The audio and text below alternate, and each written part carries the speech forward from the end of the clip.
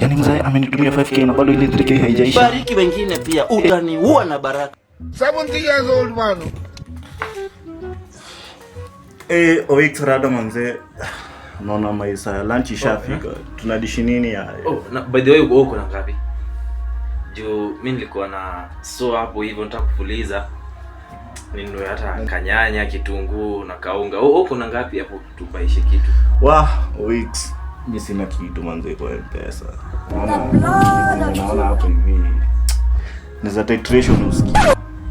Unaona kwa hiyo ununue unga ya 30, kitunguu ya 10, nyanya ya 40 bob, alafu mafuta. God have mercy upon us. Hii tunaweza tumia.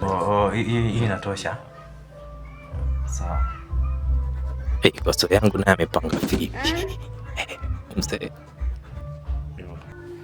Alafu kwa hiyo 20 bob yenye imebaki uniletee jaba. Hello babe. Manzi nimekumiss. Acha nakutumia 150 sasa hivi. Sina kupenda na kutumia tu 150 sasa hivi. He needs some milk. Sasa. So huyu ndio mzee amesema amesoda. Acha nitume. Ile smoke ibu.